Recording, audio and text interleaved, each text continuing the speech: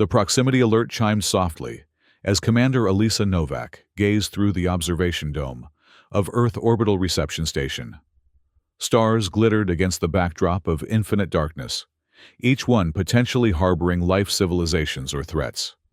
She'd spent 15 years monitoring the interstellar communications network, watching humanity's tentative steps into the galactic community. "Commander," Major Jin Park's voice broke through her contemplation. "We're receiving an emergency signal from the Chiron species in the Solaris system." Novak turned sharply. The Chiron, gentle six-limbed beings with translucent skin that revealed the soft purple glow of their circulatory systems, had made contact with humanity only 15 years ago. Relations remained cordial, but distant. "Put it through," she ordered, striding to the central command console. The holographic display flickered briefly, showing a Chiron face distorted with terror before dissolving into static. Fragments of audio pierced through. "Complete collapse. 3 planets. Please help. Systematic extinction." Park's fingers danced across the interface. "Signal's degrading. They're using our emergency protocols, but something's interfering with transmission. Can we get visual on Solaris?" Long-range telescopes show unusual energy signatures around Solaris Prime, another officer reported. "Thermal readings are off the charts." Novak's stomach tightened. She'd seen similar readings once before during the border wars 20 years ago. Planet killer signatures. "How long would it take for the 8th Fleet to reach them?" she asked. 16 hours at emergency jump protocols, Park replied. Novak stared at the fragmented distress call replaying on screen. The Chiron weren't political allies or trade partners. The Interplanetary Council would demand days of deliberation before authorizing intervention. Days the Chiron didn't have. "Initiate Operation Deathworld," she said quietly. "Alert the 8th Fleet for immediate deployment. Full combat readiness." Park's eyes widened. "Without Council approval." "I'll handle the Council," Novak replied, already composing the message in her mind. "The signal meets Article 7 criteria for emergency response. By the time they debate it, there might be no one left to save." As alarms began to sound throughout the station, Novak sent a direct communication to Colonel Marcus Shaw, aboard the UEES Valiant flagship of the 8th Fleet. "Colonel, prepare your ships. The Deathworlders are going hunting." Colonel Marcus Shaw stood on the bridge of the UEES Valiant, feeling the subtle vibration of the massive engines powering up. At 53, Shaw had seen humanity's expansion across the stars from its earliest, most tentative steps. The name Deathworlders had initially been an insult species from easier worlds, had been horrified to learn humans evolved on a planet with such extreme conditions, predators, and natural disasters. Now, humanity wore it as a badge of honor. "All ships reporting ready, Colonel," his executive officer announced. "The fleet is at combat stations." Shaw nodded, studying the tactical display. 16 dreadnoughts, 40 cruisers, and over 100 smaller vessels. The 8th Fleet represented humanity's finest military achievement. And they were deploying without official sanction. "Novak's risking her career," he murmured more to himself than anyone else. "Wouldn't be the first time, sir," replied Lieutenant Kira Chen, his communications officer. "Remember Proxima Centauri?" Shaw allowed himself a thin smile. During the border wars, Novak had diverted resources to evacuate civilian colonies against direct orders. She'd faced a tribunal, but was ultimately vindicated when evidence emerged that enemy forces had been planning a massacre. Navigation, plot the jump coordinates for Solaris system. Engineering, prepare for emergency jump protocols. Weapons, full diagnostic, and load all combat systems. Throughout the massive vessel, thousands of crew members prepared for what could be the most significant military engagement since the border wars. In the launch bays, Sergeant Lena Tesoro supervised her space cavalry squadrons, elite troops trained for zero-gravity combat and planetary insertion. "Check your suit integrity twice," she barked at the assembled soldiers. "The Chiron atmosphere has high methane content, 1 leak, and you'll suffocate before you can say oxygen deprivation." "What exactly are we expecting to find, Sarge?" asked Corporal Diaz, her second in command. Tesoro's expression hardened. Survivors if we're lucky. Whoever's attacking them if we're luckier. In the medical bay, Dr. Elena Reyes supervised the preparation of emergency field hospitals. As the fleet's chief medical officer, she had studied Chiron physiology extensively after first contact. Their cellular structure is remarkably resilient, she explained to her team as they loaded specialized equipment. They can survive extreme trauma if treatment is administered quickly. Focus on fluid replacement and temperature regulation. They're homeotherms like us, but operate at lower temperatures. A young medic raised his hand. Doctor, what about communication? Will we have translators? The Valiant carries advanced translation modules, Reyes replied. But remember, the Chiron communicate partially through bioluminescence.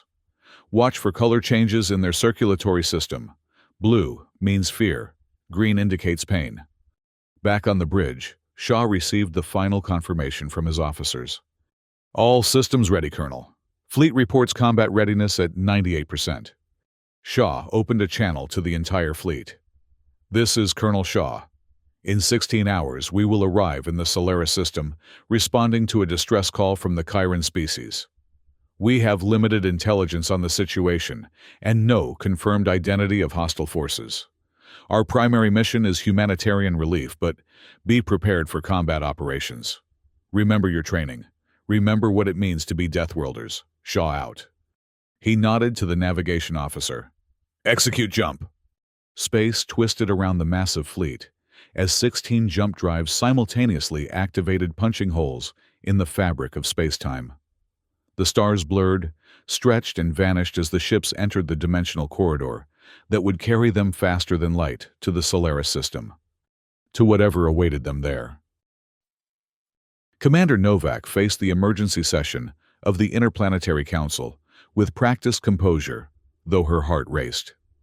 The 12 holographic figures representatives from Earth's major political blocs and 2 non-human allied species regarded her with expressions ranging from concern to outright anger. Commander Novak began Counselor Ibrahim, representative of the African Union.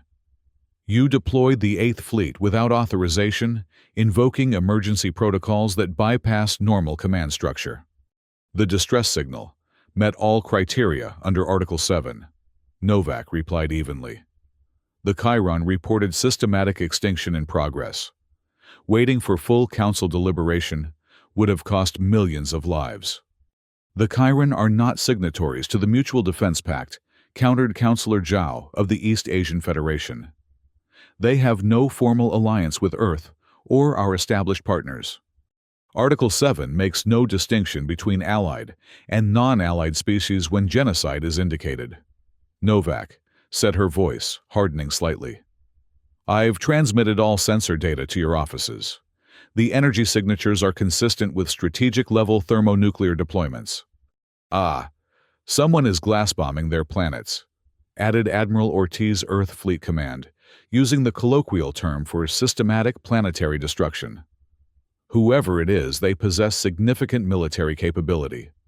All the more reason this should have come before the full council, exclaimed Counselor Richardson of the North American Confederation. You've potentially engaged us in an interstellar conflict with an unknown adversary. Novak leaned forward, looking each counselor in the eye. The 8th Fleet's primary mission is humanitarian rescue. But yes, if they encounter the forces responsible, they will engage. That's why I deployed our most combat-capable fleet. Commander, the Volus representative interjected, his translucent appendages rippling in what humans had learned was an expression of concern. Have you considered this might be a trap? The border wars taught us that distress signals can be falsified. That possibility was considered, Novak acknowledged.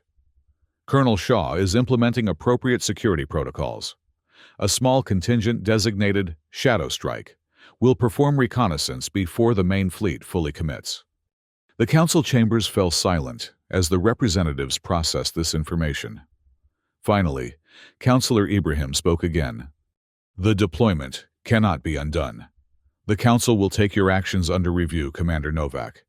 For now, we authorize continued operations under Admiral Ortiz's supervision.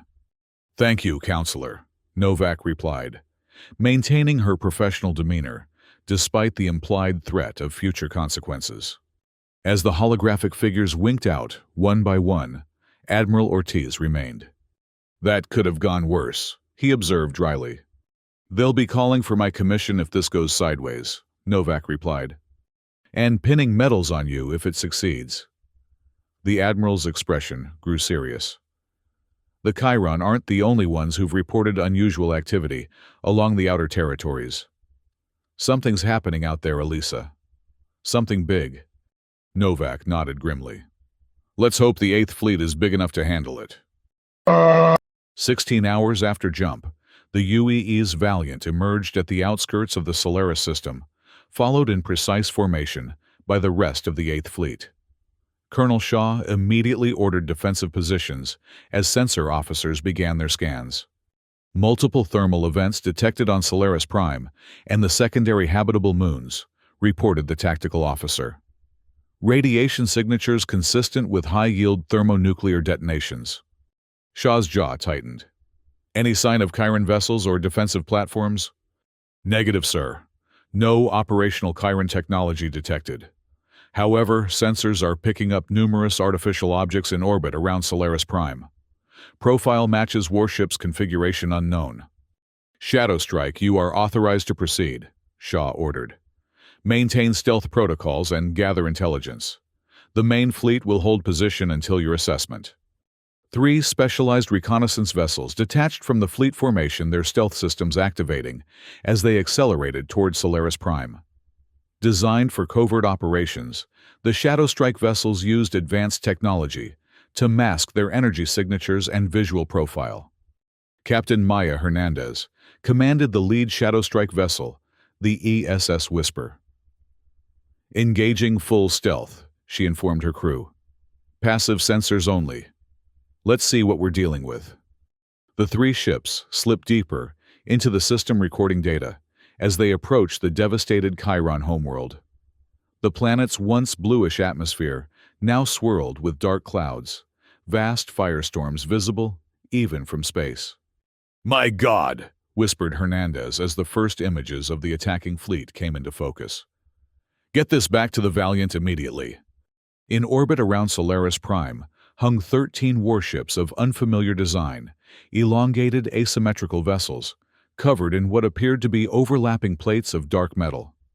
Their size dwarfed most human vessels, and thermal scans showed weapons ports still hot from recent firing. Detecting escape pods and small craft fleeing the surface, reported Whisper's sensor officer. They're being systematically targeted and destroyed. Hernandez felt cold fury rising within her. Magnify Sector 4, she ordered, focusing on one of the massive alien vessels.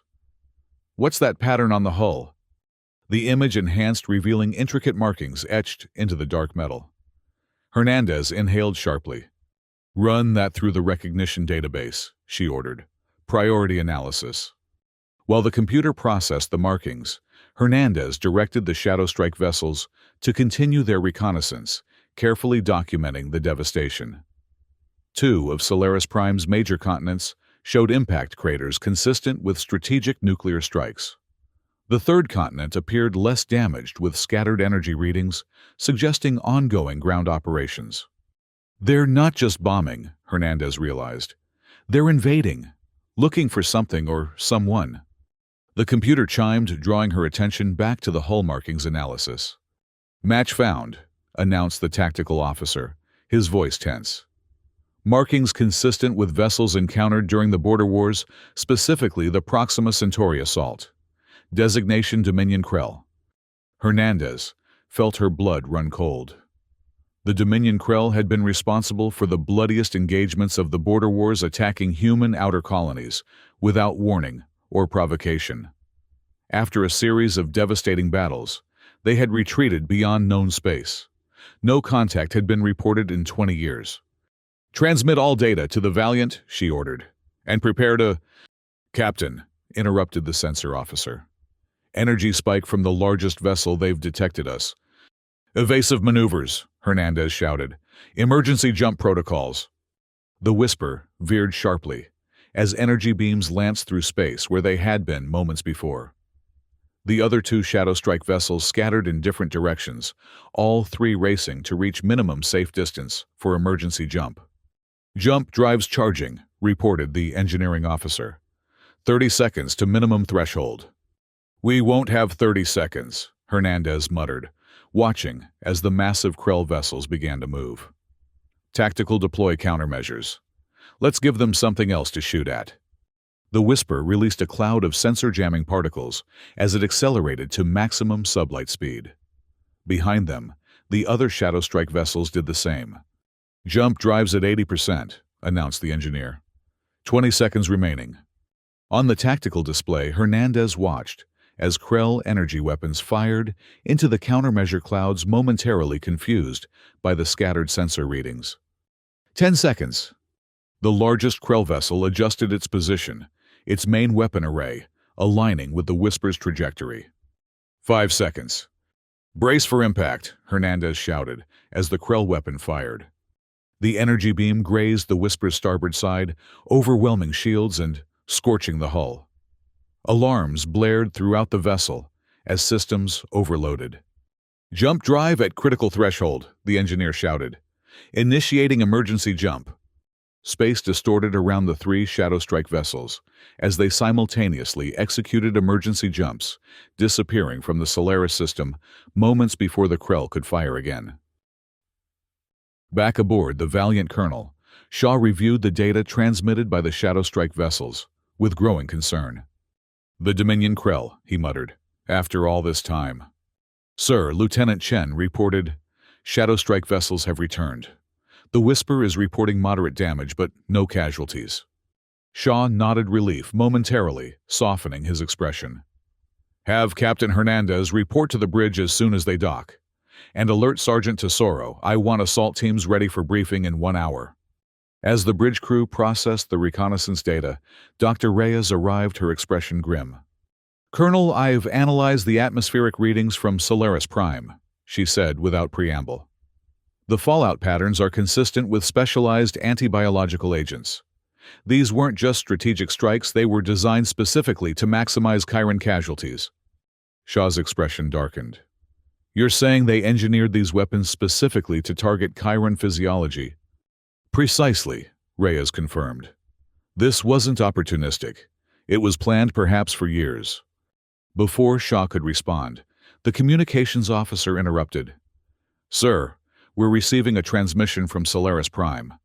It's faint, but it's definitely Chiron in origin. Put it through, Shaw ordered. The main screen flickered to life, showing a dimly lit underground chamber. A Chiron with battle-damaged translucent skin stood before the camera, purple circulatory fluid visibly pulsing with effort. This is Ambassador Telax of the Chiron Confederation. The alien began its translator, producing slightly delayed human speech. If you receive this, know that our orbital defenses have fallen. The Dominion Krell attacked without warning or provocation. 3 of our colony worlds have been completely destroyed. The transmission flickered static, momentarily overwhelming the signal, before clearing again. Approximately 2 million survivors remain in the deep shelters beneath Solaris Prime's equatorial region, Telax continued. Our supplies will last no more than 7 days. The Krell forces are systematically penetrating our underground networks. The ambassador's skin briefly flashed a deep blue, the Chiron expression of fear. We have learned the Krell intend to eliminate all lesser species from this sector. The Chiron are only the first. Please, if anyone receives this... The transmission abruptly ended. Shaw turned to his officers. Navigation plot approach vectors to Solaris Prime, focusing on the equatorial region. Tactical prepare full combat deployment. Communications alert all vessels we engage in 60 minutes. As the bridge erupted into activity, Captain Hernandez arrived still wearing her flight suit.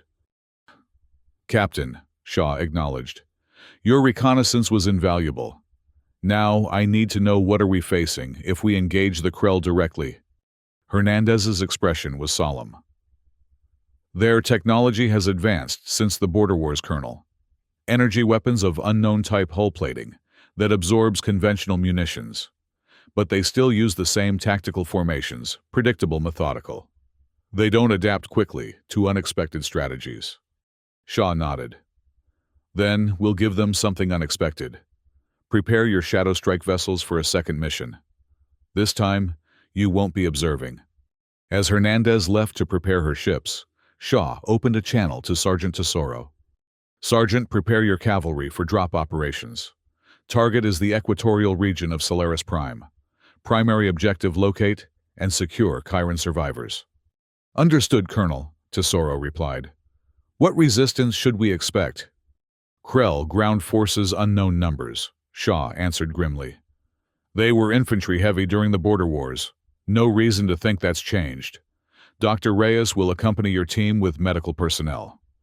Copy that, Tesoro acknowledged. We'll be ready. Shaw closed the channel and stood before the tactical display, studying the positions of the Krell vessels orbiting Solaris Prime.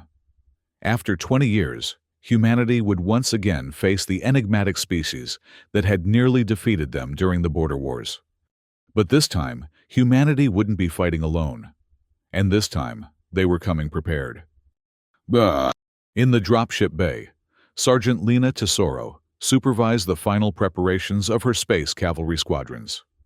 120 soldiers in advanced combat suits checked weapons, communications, and life support systems with practiced efficiency. Listen up, Tesoro called, bringing the preparations to a momentary halt. This isn't a standard combat drop. Our primary objective is to locate and extract Chiron survivors from underground shelters. The Krell will have forces on the ground, hunting those same survivors.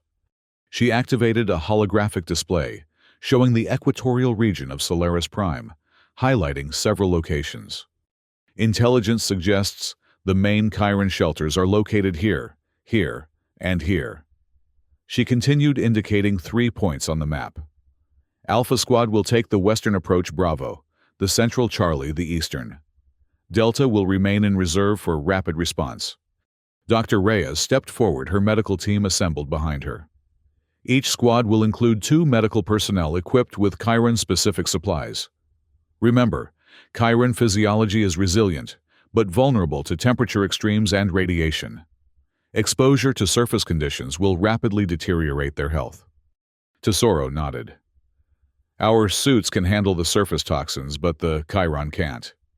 Every survivor needs immediate environmental protection. Engineering has modified standard emergency bubbles for Chiron compatibility. Corporal Diaz raised a hand. What about Krell weapons, Sarge? Any special precautions? Intelligence is limited, Tesoro admitted. During the border wars, Krell infantry used energy weapons with high penetration capabilities. Our new combat suits should provide better protection, but don't test that theory. Use terrain and cover just like you were trained. The ship's intercom crackled. All drop teams prepare for deployment. Fleet engagement commencing in 15 minutes. Tesoro faced her troops. You heard the colonel. Mount up. As soldiers filed into the armored dropships, Reyes approached Tesoro privately. Sergeant, there's something you should know, she said quietly. The Chiron ambassador's transmission contained encrypted data. Analysis suggests the Krell aren't just targeting the Chiron for strategic reasons. They're conducting some kind of biological harvesting operation. Tesoro's expression hardened. Harvesting? What does that mean? Unknown, Reyes replied grimly. But it means we might find something worse than just combat on the surface. Watch your people carefully. Before Tesoro could respond, the alert klaxons sounded throughout the bay. All personnel secure for combat maneuvers, announced the ship's AI. Enemy fleet has detected our approach. Engagement imminent. Tesoro and Reyes hurried to their assigned dropship, strapping into the reinforced seats as the bay doors began to close. Through the viewports, they could see other vessels of the 8th Fleet moving into attack formation. The battle for Solaris Prime was about to begin.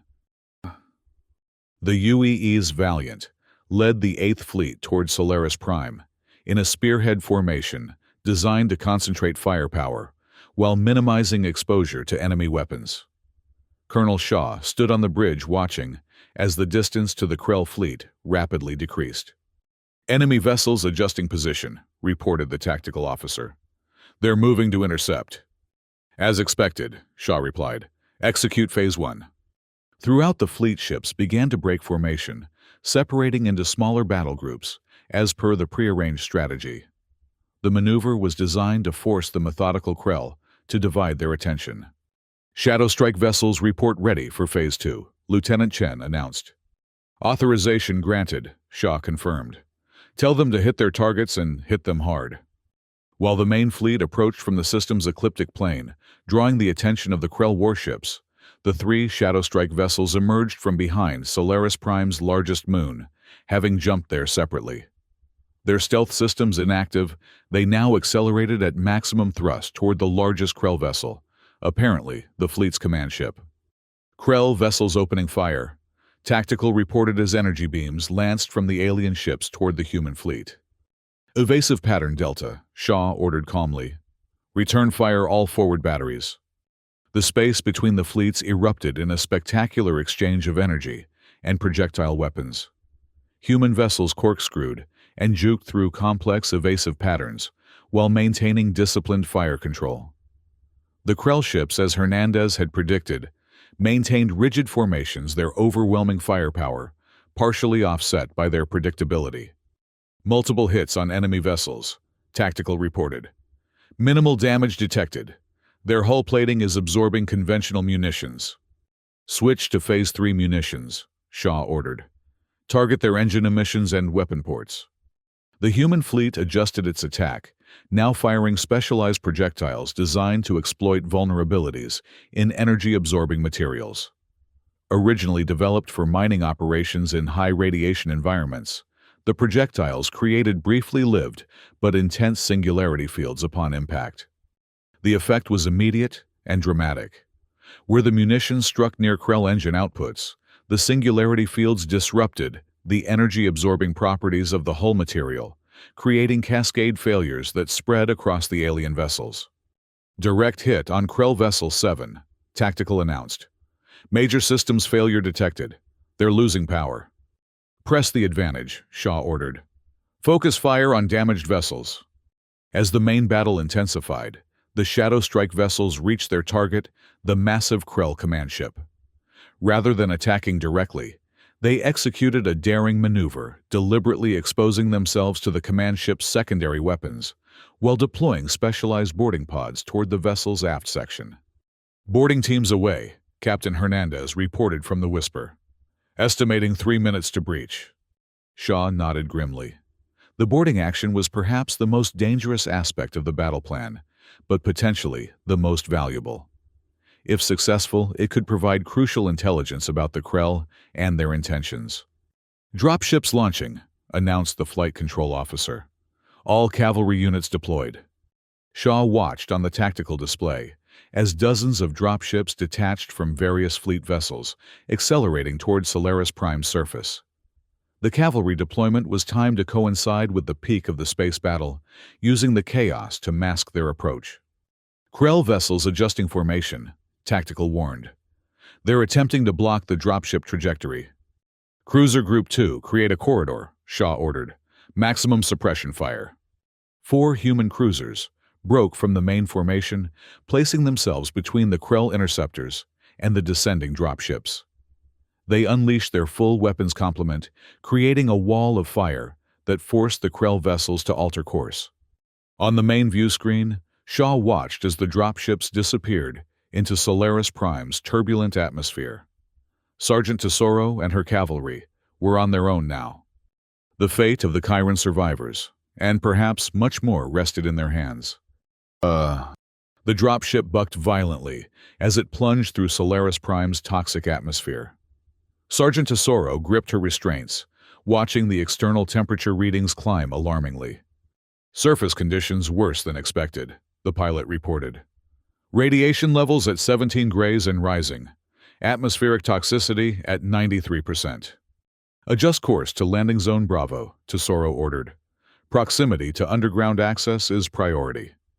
The dropship banked sharply, following a ravine that offered some protection from both the toxic atmosphere and potential Krell anti-aircraft weapons. Through the viewports, Tesoro could see the devastated landscape, once lush forests, reduced to charred stumps, glassy craters where cities had stood. Detecting energy signatures ahead, the pilot warned. Consistent with Krell ground installations. Evasive maneuvers, Tesoro commanded. All squads prepare for hot insertion. The dropship lurched as the pilot executed a series of unpredictable maneuvers. Behind them, 2 more ships carrying Alpha and Charlie squads followed suit. "Energy spike!" the pilot shouted. "Incoming!" A brilliant beam of energy sliced through the air, mere meters from the dropship's starboard wing. The pilot pushed the craft into a steep dive, skimming just above the blasted terrain. "LZ compromised," Tesoro decided. "Find us a new insertion point within 1 kilometer of the target."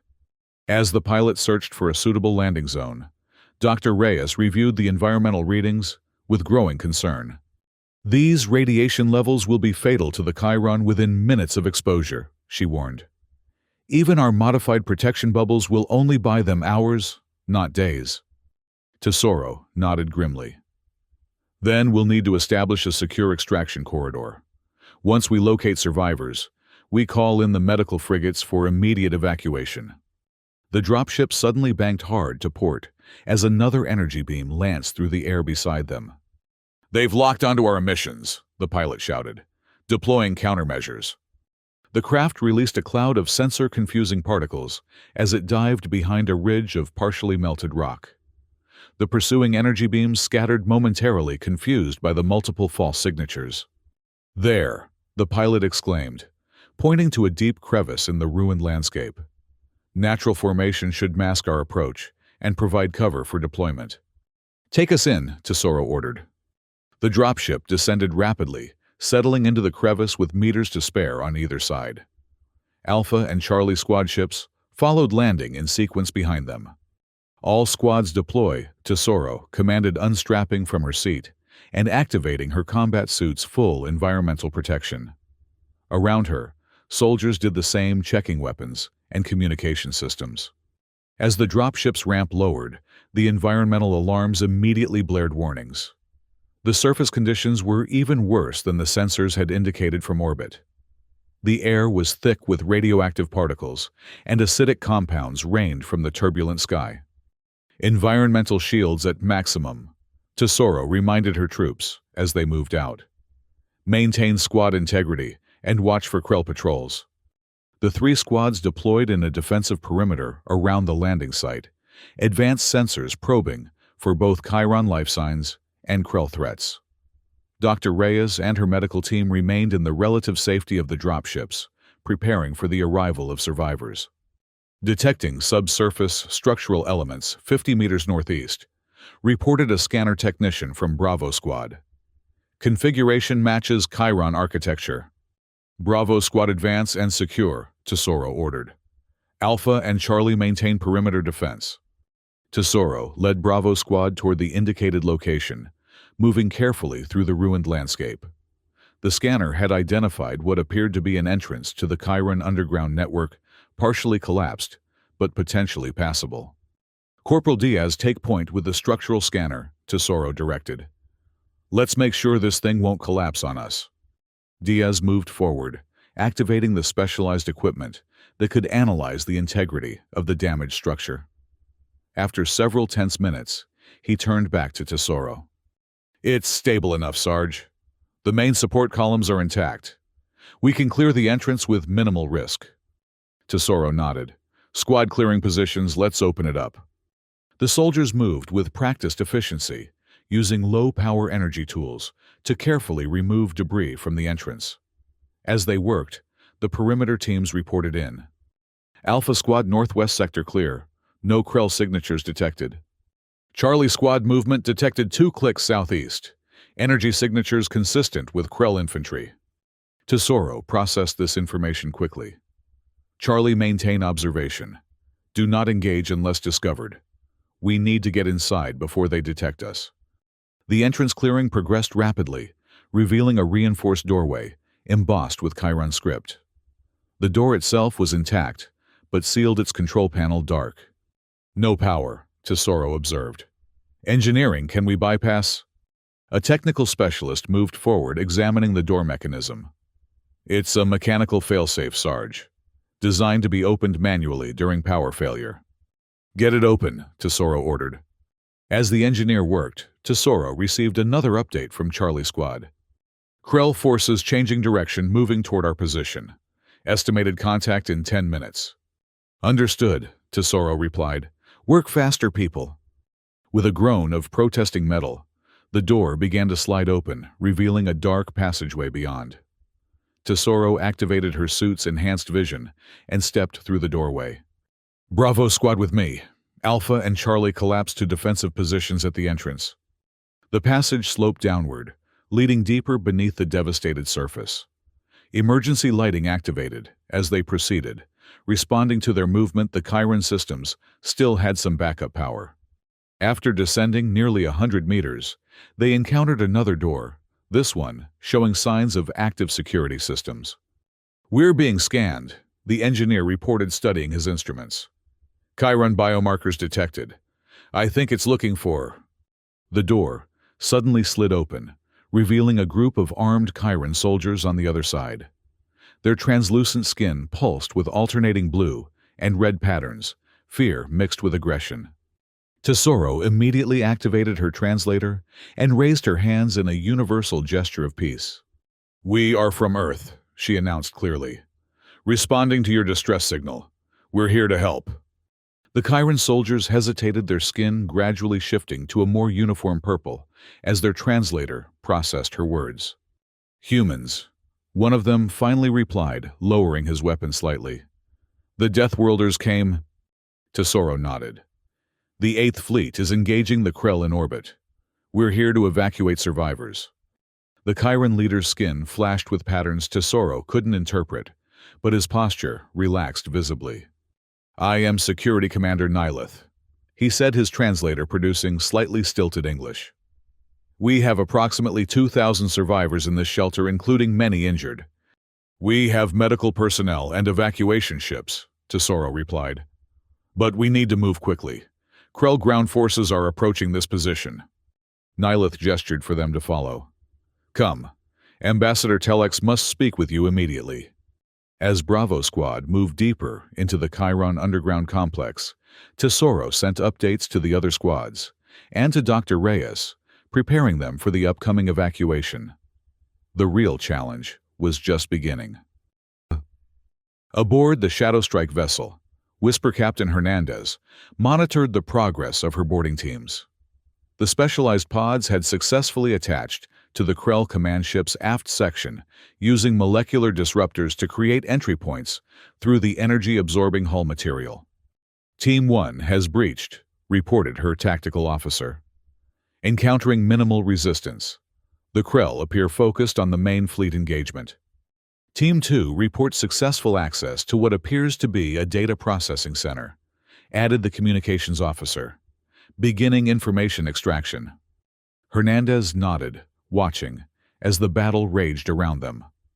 The human fleet was holding its own against the numerically superior Krell forces, the unexpected effectiveness of the Singularity munitions having tipped the balance slightly in their favor. "How long until Team 2 can access their command systems?" she asked. Estimated 5 minutes, came the reply. "They're navigating unfamiliar architecture, but the Krell systems appear to use similar organizational principles to those encountered during the border wars." Hernandez turned her attention to the tactical display. The Whisper and its sister ships were maintaining position in the Krell command vessel's sensor shadow, using the massive ship itself to hide from the rest of the enemy fleet. Captain Team 1 reports they've reached what appears to be a laboratory section. The tactical officer announced, his voice betraying surprise. "They're seeing Chiron biological samples, hundreds of them." "What kind of samples?" Hernandez demanded. "Tissue organs, complete specimens in stasis. Some show signs of experimental procedures."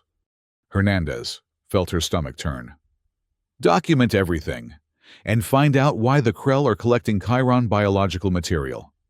Team 2 has penetrated their secure data networks. Communications reported. Beginning download of tactical and strategic information. On the main view screen, Hernandez could see the space battle intensifying. 3 Krell vessels had been disabled, but the human fleet was taking damage as well. 2 cruisers showed significant hull breaches, and a destroyer had been forced to withdraw after losing main propulsion. Team 2 reports they've accessed command-level communications, announced the communications officer suddenly. Captain, they've found something disturbing. Put it through, Hernandez ordered. The main screen shifted to show data being transmitted from the boarding team. It displayed what appeared to be communications between the Krell fleet commander and an unexpected source members of the Interplanetary Council. Is this verified? Hernandez asked, shock evident in her voice. Team 2 confirms the authentication protocols appear genuine, communications replied. These communications date back nearly 2 years. Hernandez studied the data with growing horror. The communications revealed that certain council members had been aware of the Krell's return and their plans for the Chiron. More disturbing, they had deliberately concealed this information in exchange for advanced technology and exclusive territorial rights in other sectors. Copy all of this data, Hernandez ordered. Priority transmission to Commander Novak at Earth Orbital. Then inform Colonel Shaw immediately. As her officers carried out these orders, Hernandez made a difficult decision. Recall all boarding teams, she ordered. We've gotten what we came for. Once they're aboard, set demolition charges on their primary data nodes. Captain, tactical questioned. We can't destroy their ship, Hernandez explained grimly, but we can blind it temporarily. Without their central coordination, the Krell fleet will be at a disadvantage. As her orders were relayed, Hernandez opened a direct channel to the Valiant. Colonel Shaw Shadowstrike has obtained critical intelligence. The Krell operation against the Chiron was known to elements within the Interplanetary Council. They deliberately suppressed warnings that could have prevented this genocide. On the screen, Shaw's expression hardened. You're certain? The evidence is conclusive, Hernandez confirmed. Transmitting now. Sir, this goes beyond criminal negligence. This was active collusion. Shaw was silent for a moment, processing this revelation. Understood, Captain. Complete your mission and return to the fleet. We'll deal with the political fallout after we've dealt with the Krell. As the communication ended, Tactical reported all teams returning to extraction points. Demolition charges set. Hernandez nodded, watching the battle continue around them. The revelation of betrayal at the highest levels of the Interplanetary Council would have far-reaching consequences. But first, they had to survive this engagement. Prepare for immediate departure once teams are aboard, she ordered. We'll rendezvous with the main fleet for the next phase. Deep beneath the surface of Solaris Prime, Sergeant DeSoro and her squad followed Security Commander Nyleth through the sprawling underground complex. The Chiron facility had clearly been designed for long-term habitation, with hydroponics chambers, water reclamation systems, and living quarters for thousands. Our deep shelters were constructed after the first interstellar contacts, Nyleth explained as they walked. Not out of fear, but prudence. The universe we discovered contains many wonders and many dangers. How many of these shelters exist? Tesoro asked. 17 across the equatorial region, Nyleth replied. We've lost contact with all but 4 since the Krell attack began.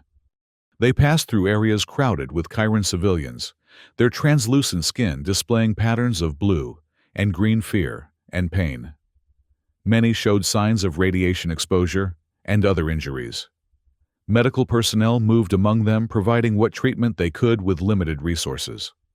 Your people need immediate evacuation, Tesoro observed. These radiation levels are continuing to penetrate even this deep. Nyleth nodded somberly.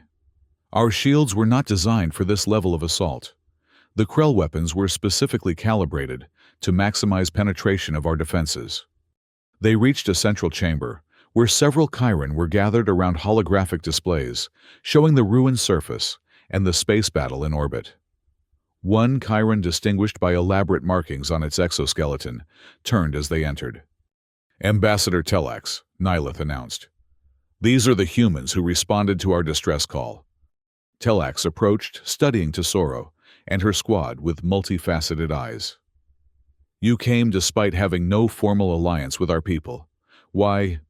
The distress call met the criteria for humanitarian intervention. Tesoro replied simply. We don't need a treaty to respond to genocide. Telax's skin rippled with a pattern Tesoro couldn't interpret. The Krell told us no one would come, that we were abandoned by the galactic community. They were wrong, Tesoro stated firmly. My commanding officer, Colonel Shaw, leads a fleet engaging the Krell in orbit. We have medical ships standing by for evacuation. The surface is lethal to our people now, another Karen interjected. The radiation and chemical weapons. We have protective measures, Tesoro assured them, and our ships can neutralize contamination during transport. Ambassador Telex moved to a control console, activating a detailed map of the underground network. We have approximately 8,000 survivors confirmed across all accessible shelters. Many are injured and our supplies are critically low. We'll need to coordinate simultaneous evacuations from all shelters, Tesoro said, studying the map. I've already alerted our other squads to secure additional access points. As they discussed evacuation plans, Tesoro's comm unit activated. Sergeant, this is Dr. Reyes. I've received the medical data from the Chiron facility. We have a serious situation developing. Go ahead, Doctor, Tesoro replied. The Krell weapons weren't just designed to kill, Reyes explained, her voice tense. They're specifically engineered to preserve certain biological materials for collection. They're harvesting the Chiron. A chill ran down Tesoro's spine. Harvesting for what purpose? Unknown, Reyes replied. But Captain Hernandez has discovered Chiron biological samples aboard the Krell command ship. They appear to be conducting some kind of experimentation. Telex, listening through Tesoro's translator, froze. This confirms our worst fears. The first attacks targeted our genetic research facilities and biological archives. What kind of research? Tesoro asked. The Chiron evolved in a high-radiation environment, Telex explained. Our cellular structure includes unique repair mechanisms that can reverse radiation damage. We've been developing medical applications that could benefit many species. Understanding dawned on Tesoro. The Krell want that technology for themselves. Telex's skin darkened. Not just the technology. They want the genetic material itself, our essence. Before Tesoro could respond, her tactical officer interrupted. Sergeant, Perimeter Alert Krell forces have located the entrance and are deploying in force. How many? Tesoro demanded. At least a battalion strength, heavy weapons detected. Tesoro turned to Telex. We need to begin evacuation immediately. Is there another way out of these shelters? Telex indicated several points on the map. Emergency exits here, here, and here, but they're narrow, designed for pedestrian evacuation, not military operations. They'll have to do, Tesoro decided. Alpha and Charlie squads converge on my position. We'll hold the main entrance while civilians evacuate through the emergency exits. Dr. Reyes, direct the medical teams to the evacuation points. As orders were relayed, the first sounds of combat reached them. The distinctive, high-pitched whine of Krell energy weapons, meeting the deeper report of human railguns. Ambassador, gather your people, Tesoro instructed. Security Commander Nilith, I need your soldiers to guide civilians to the evacuation points. And you? Nilith asked. We'll ensure the Krell don't follow, Tesoro replied grimly, checking her weapon. Bravo squad defensive positions. We're about to have company. In Earth orbit, Commander Novak stared at the data transmitted by Captain Hernandez, her mind reeling from the implications. The evidence was irrefutable. Council members Richardson Zhao and 3 others had deliberately suppressed intelligence about the Krell's return, allowing the attack on the Chiron to proceed unimpeded.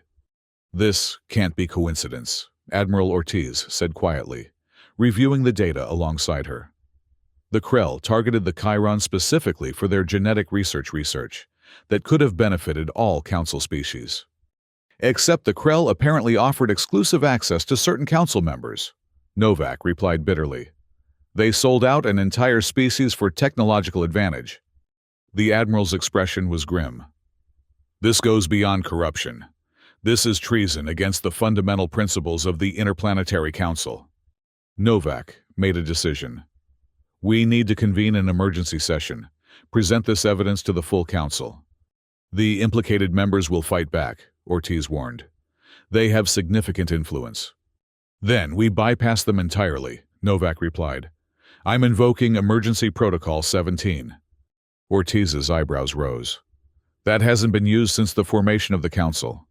It exists for precisely this situation, Novak countered. When council members themselves represent a clear and present danger to interstellar peace.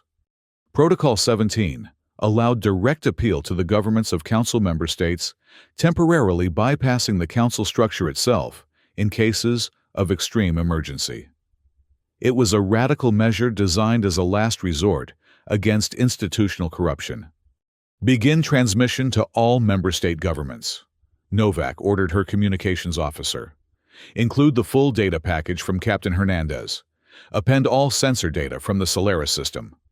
As her staff prepared the transmission, Novak composed a formal statement outlining the situation, the Chiron genocide, the Krell's return, and the complicity of council members in concealing critical intelligence.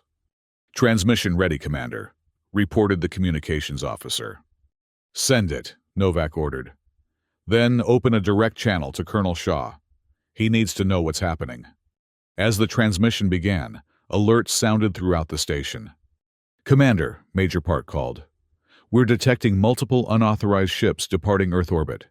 Signatures match personal vessels registered to Counselors Richardson Zhao and Dvorak. They've been monitoring our communications, Novak realized. They know we have the evidence. Should we attempt interception? Park asked. Novak considered for a moment. No. Their flight is confirmation of guilt. Focus on supporting the 8th Fleet and coordinating the emergency response. The station's central display updated, showing reactions already beginning from member state governments. Several had acknowledged receipt of the evidence and were initiating their own investigations. It's working, Ortiz observed. But the implicated council members still have allies. This could destabilize the entire council structure. Then we'll rebuild it, Novak replied firmly. Better and more transparent than before. But first, we save the Chiron and stop the Krell. Colonel Shaw studied the tactical situation with growing concern. The space battle had reached a stalemate. The human fleet had inflicted significant damage on the Krell vessels, but not enough to force their withdrawal. Meanwhile, reports from the surface indicated Sergeant Tesoro's forces were engaged in heavy combat while trying to evacuate Chiron survivors. Shadow Strike vessels have rejoined the fleet, Lieutenant Chen reported.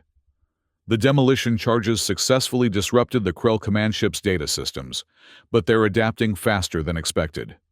Shaw nodded, making a decision. It's time for Phase 4. Signal all vessels execute the hammer and anvil. Throughout the fleet ships began a complex series of maneuvers. The larger vessels consolidated into a tight formation, the anvil, while faster attack craft broke away to form the hammer. Message from Commander Novak, Priority Alpha, Chen announced. Put it through, Shaw ordered. Novak's face appeared on the command screen.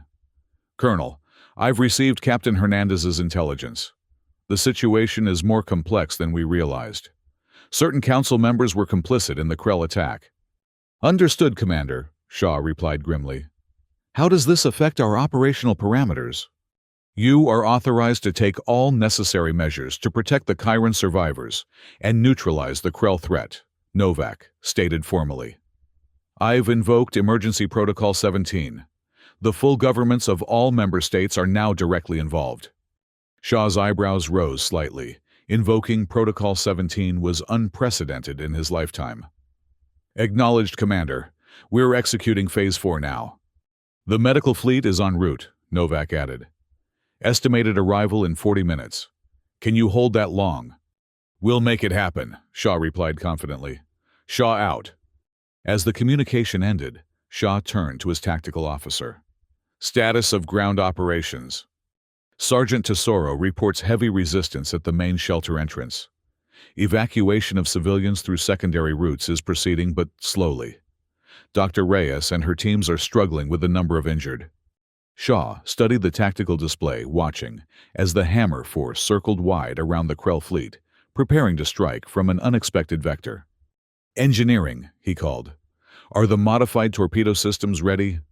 "Yes, Colonel," came the reply. "All cruisers have been equipped with the adapted warheads."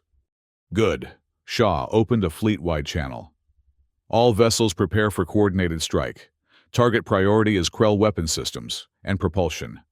We need to create a corridor for our medical ships." Throughout the fleet, weapons officers locked onto designated targets as navigation plotted precise attack vectors. The Anvil force would hold position, drawing the Krell's attention with sustained fire, while the Hammer struck from behind with the specialized torpedoes. "Execute," Shaw ordered. The battle erupted with renewed intensity. The Anvil vessels unleashed a barrage of conventional weapons, forcing the Krell into defensive positions. As the aliens adjusted their formation to counter this frontal assault, the Hammer force emerged from behind Solaris Prime's second moon, launching the modified torpedoes. Unlike conventional weapons, these torpedoes were designed not to destroy, but to disable. Upon reaching their targets, they released clouds of nanoscopic particles that infiltrated energy conduits and control systems, causing cascading failures without catastrophic detonation. "Impact confirmed," Tactical reported. "Krell vessels showing multiple systems failures.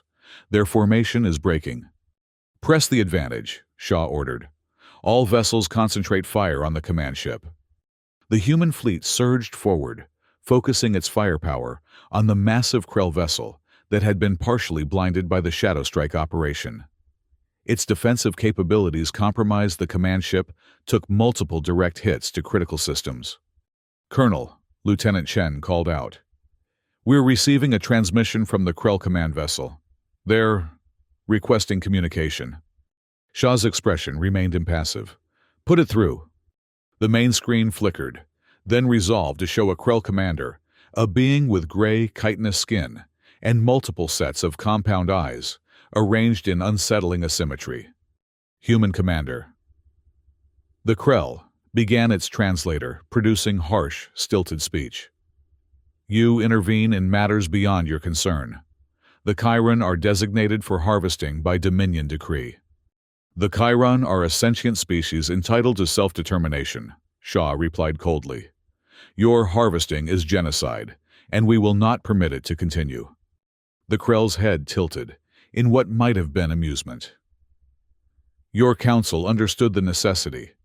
The genetic material of the Chiron is too valuable to waste on their primitive civilization.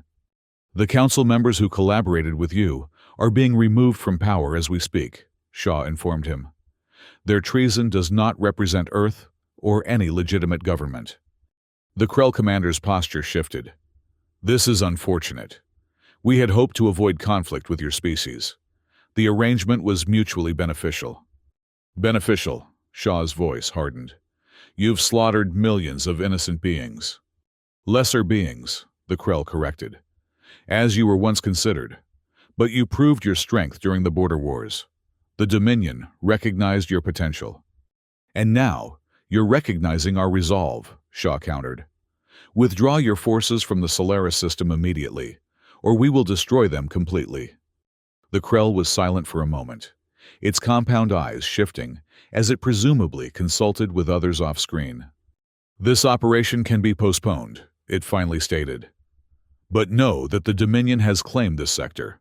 The Chiron resources will eventually be harvested." "Not while we stand," Shaw replied firmly. "And we've proven what Deathworlders can do when provoked." Without waiting for a response, Shaw cut the transmission. "Tactical, maintain weapons lock on all Krell vessels. Prepare to resume fire at the first sign of hostile action." "Colonel," Lieutenant Chen reported, "the Krell vessels are powering down weapon systems. They appear to be preparing for withdrawal." Shaw nodded, but his expression remained vigilant. "Don't trust it. Maintain battle readiness and continue evacuation operations." On the tactical display, The Krell vessels had indeed begun repositioning, moving away from Solaris Prime toward the system's edge. But Shaw had faced the Krell before during the border wars. They were calculating and patient, willing to retreat when necessary, only to strike again when circumstances favored them. "They're not done," he murmured. "Not by a long shot."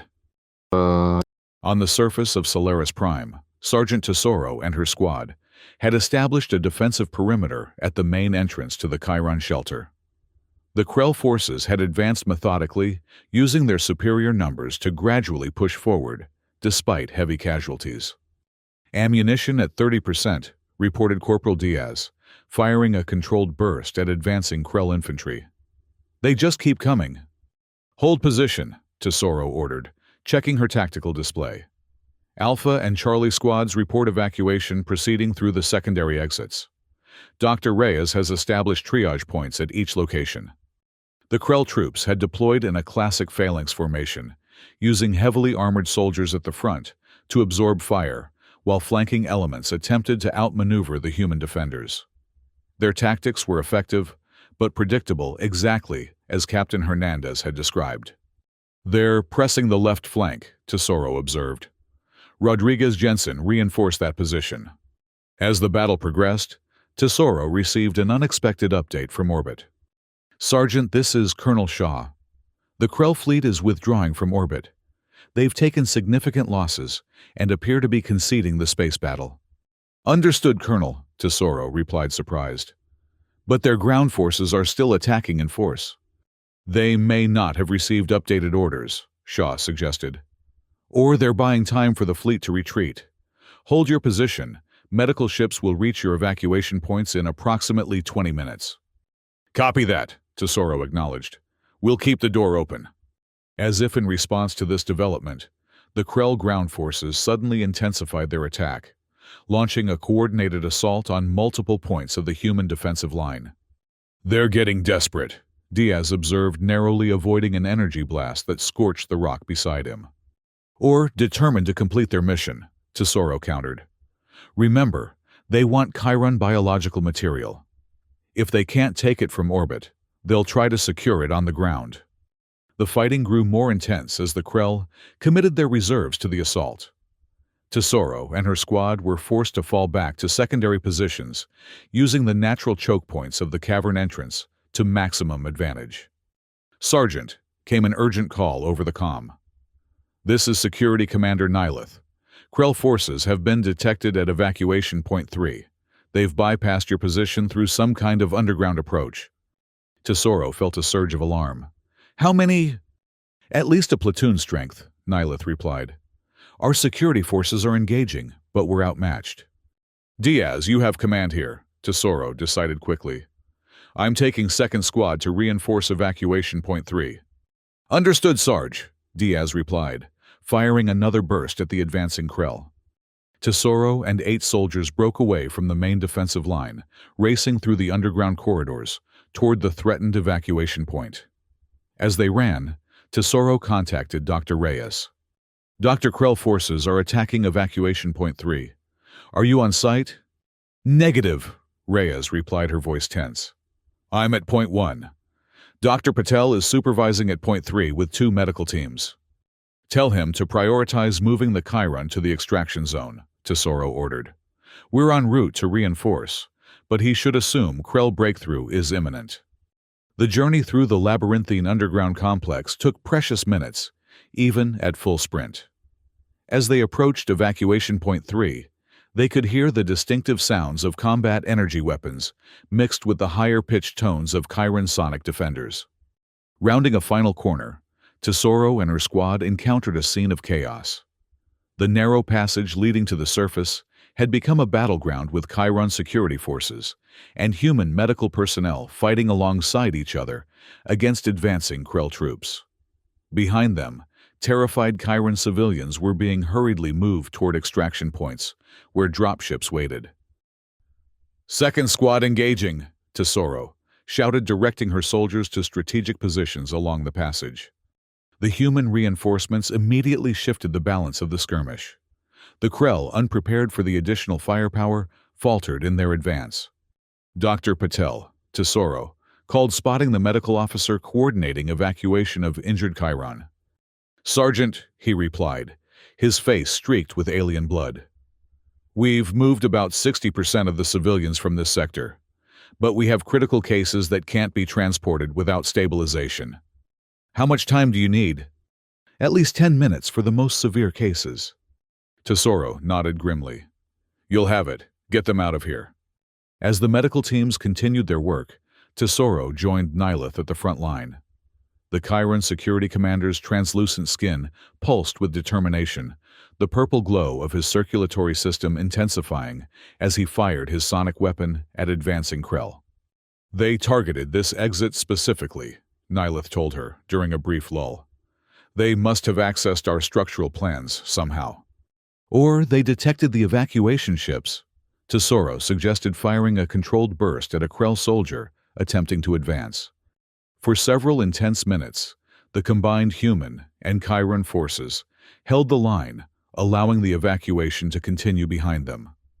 The narrow passage worked to their advantage, preventing the Krell from bringing their superior numbers to bear effectively.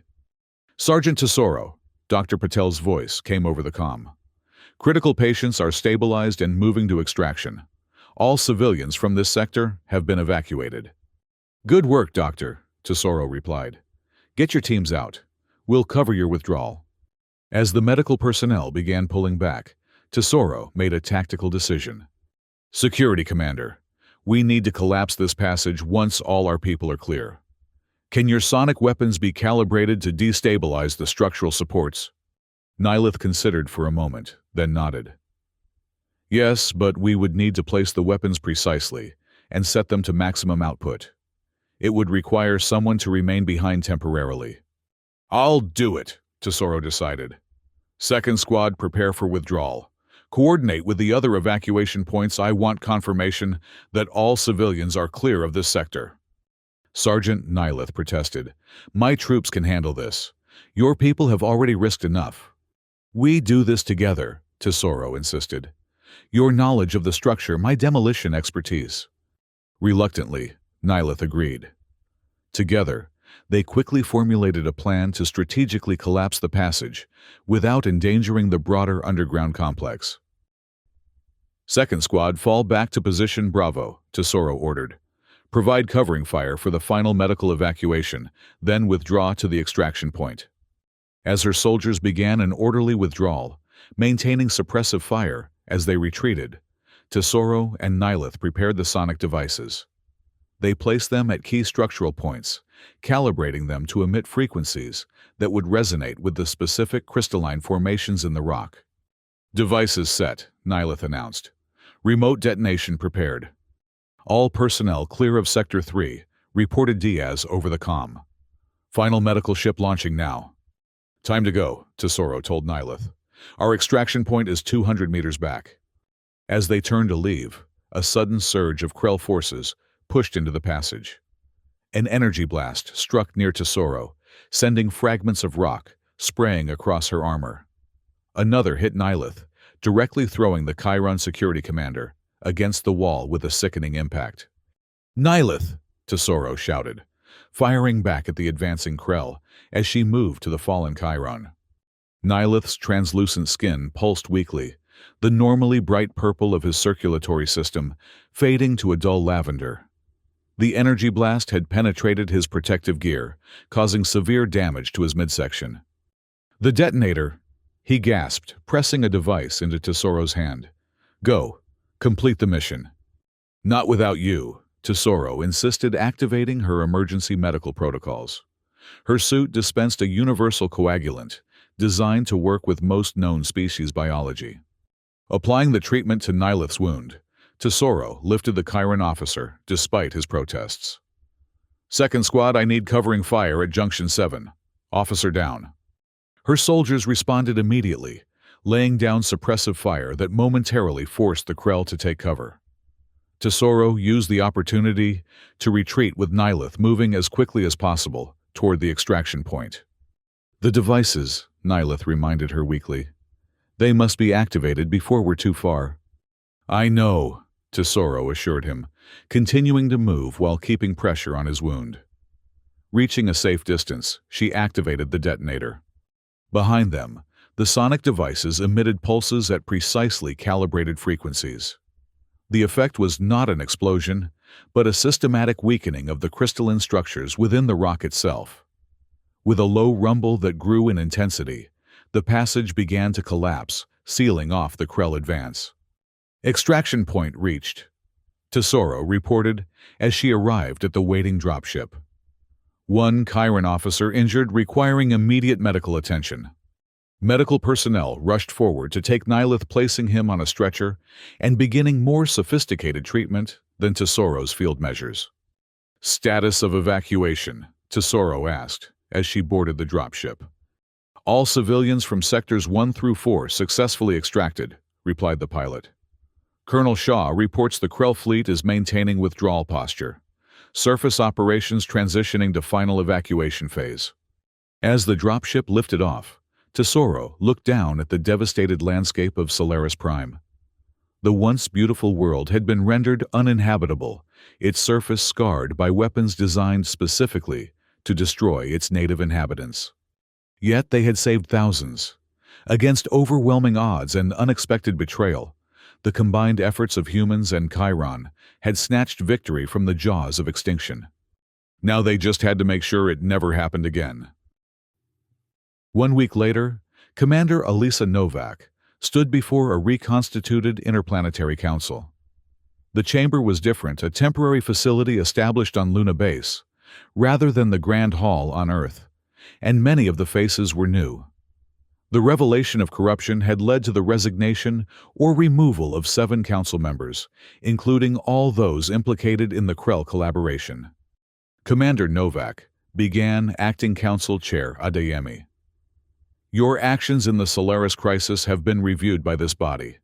While your deployment of the 8th Fleet without prior authorization technically violated protocols, the emergency circumstances, and subsequent revelations of council corruption justify your decision under Article 7 provisions. Novak nodded, accepting this quasi-vindication without comment. More importantly, Adeyemi continued, your invocation of Emergency Protocol 17 exposed a conspiracy that threatened the foundational principles of this council. For that, you have our gratitude. The credit belongs to the officers and personnel of the 8th Fleet, Novak replied. Particularly Colonel Shaw, Sergeant Tesoro, Dr. Reyes, and Captain Hernandez. Their actions saved thousands of lives. Indeed, Adeyemi acknowledged, and their evidence has led to criminal proceedings against the former council members involved in the conspiracy. But we have gathered today not to look backward, but forward. The view screen behind the council members activated, showing a stunning new space station in Earth orbit.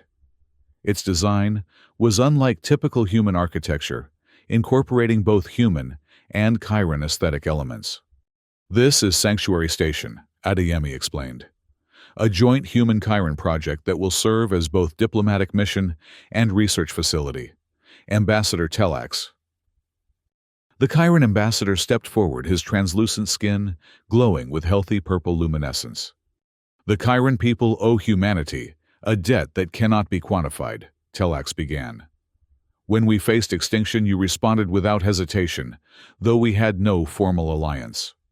His skin rippled with patterns that the translator identified as expressing profound emotion. We have lost our homeworld and 3 colony planets. Over 18 million of our people perished in the Krell attack. But thanks to humanity, to the Deathworlders who came to our aid, we survive as a species. Sanctuary Station will serve as temporary home to the surviving Chiron population. Adeyemi explained, while we assist in establishing a new permanent settlement. The station will also house our new Interstellar Rapid Response Force. Novak's eyebrows rose slightly. This was the first she had heard of such a force. The events in the Solaris system demonstrated the need for a dedicated unit, capable of responding to extinction-level threats without political delay. Adeyemi continued. The Council has unanimously approved its formation with Colonel Shaw as its first commander. The view screen shifted to show a fleet of new vessels, sleek, powerful ships that combined human military design with elements of Chiron technology. We also recognize the need for an early warning network, Adeyemi added. Ambassador Telax has proposed a system based on Chiron communication technology that can detect distress signals across much greater distances than our current capabilities. The SOS protocol, Telax explained. A standardized emergency system that any species can implement regardless of their level of technological development. Novak nodded in appreciation. It was a practical solution to the communication delays that had nearly doomed the Chiron. There is one final matter. Adeyemi said, her tone growing more solemn. The Krell threat remains. Though they withdrew from Solaris intelligence, suggests they are regrouping in adjacent sectors. Their belief in their right to harvest species they deem inferior represents a fundamental threat to the principles of galactic coexistence. The Deathworlders will stand ready, Novak replied firmly. Not just humans, but all who believe in the right of all sentient beings to determine their own destiny. You misunderstand, Commander, Adeyemi said with a slight smile. I'm not making a statement. I'm offering you a position. The Council has unanimously approved your appointment as Strategic Director of the new Interstellar Rapid Response Force, reporting directly to the reformed Council Security Committee. Novak blinked in surprise. Madam Chair, I'm honored, but... Before you respond, Adeyemi interrupted gently. You should know that Colonel Shaw specifically requested you for this role, as did Ambassador Telax. Telax's skin rippled with what the translator identified as affirmation. The Chiron trust you, Commander Novak. You made the decision that saved our species when protocol would have demanded delay. In a universe where threats like the Krell exist, such courage and clarity are essential. Novak considered for a moment, then nodded decisively. I accept the position with one condition. Which is, Adeyemi inquired. That Sergeant Tesoro, Dr. Reyes, and Captain Hernandez are offered appropriate roles in the new force. Their actions in Solaris proved their exceptional capability and judgment. Adeyemi smiled. Already arranged, Commander. They await your orders aboard Sanctuary Station. As the Council session concluded, Novak found herself standing with Ambassador Telax before the view screen, now showing a real-time image of Earth and the partially constructed Sanctuary Station. The Krell called us lesser beings, Telax observed quietly. They said the same of humans during your border wars. A convenient justification for exploitation, Novak replied. Perhaps, Telax agreed. But they may have inadvertently created something they did not anticipate. What's that? An alliance between species who understand what it means to fight for survival. Telax explained, his skin glowing with what the translator identified as resolve. The Deathworlders and the survivors. Together. Novak smiled slightly. Together, she agreed, and ready for whatever comes next. As they spoke, thousands of kilometers away at the edge of the solar system, automated sensors detected an energy signature. A small probe of unknown design transmitted a brief signal before disappearing into the vastness of space. The Krell were watching and planning. But this time, the Deathworlders would be ready.